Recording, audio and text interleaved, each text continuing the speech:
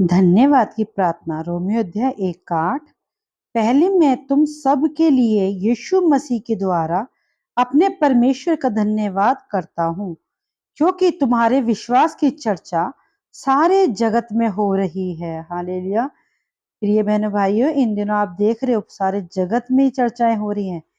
परमेश्वर जिसकी सेवा में अपनी आत्मा से उसके पुत्र के सुसमाचार के विषय में करता हूँ, वह ही मेरा गवाह है कि मैं तुम्हें किस प्रकार लगातार स्मरण कराता रहूं और नित्य अपनी प्रार्थनाओं में विनती करता हूं कि किसी रीति से अब तुम्हारे पास आने की मेरी यात्रा परमेश्वर की इच्छा से सफल हो, क्योंकि मैं तुमसे मिलने की लालसा रखता हूँ। कौन कह रहा है? पौलुस। कि मैं तुम्हें कोई आत्मिक वरदान दूं जिससे तुम स्थिर हो जाओ। हालेलुया।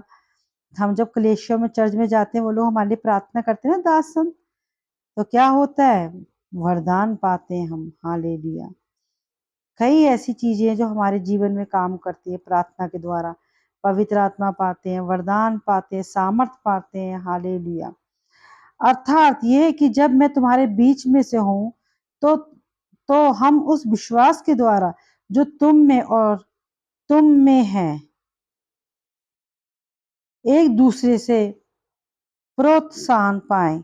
हे भाइयों, मैं नहीं चाहता कि तुम इसे अनजान रहो कि मैं बार बार तुम्हारे पास आना चाहा कि जैसा मुझे दूसरी अन्य जातियों में फल मिला वैसा ही तुम में भी मिले, परंतु अब तक रोका गया। हालेलुया। आगे पढ़ेंगे। मैं यूनानी और पौलुस कहते हैं, मैं यूनानियों और अन्य भाषियों का और बुद्धिमानों और निर्बुद्धियों का कर्जदार हूँ। अतः मैं तुम्हें भी जो रोम में रहते हो सुसमाचार सुनाने को भसकर तैयार हूँ। पौलुस कहता है सुसमाचार सुनाने के लिए मैं हमेशा के लिए तैयार हूँ। सुसमाचार की सामर्थ, क्योंकि मैं सुसमाचार से नहीं लज जाता, इसलिए कि वे हर एक विश्वास करने वालों के लिए, पहले तो यहूदी फिर यूनानी के लिए उद्धार के निमित्त परमेश्वर की सामर्थ है, क्योंकि उसमें परमेश्वर की धार्मिकता विश्वास से और विश्वास के लिए प्रकट होती है। जैसे लिखा है, विश्वास से धर्मी जन जीवित रहेगा। आमीन। बहुत कष्ट आएंगे पर धर्मी जन जीवित रहेगा। हालेलुया। और सुसमाचार आप देखते हो कितने दास संत सुनाते हैं, उनकी संख्या क्या होता है, पर वो हिम्मत नहीं हारते। हालेलुया। क्योंकि उनका विश्वास किस पे है?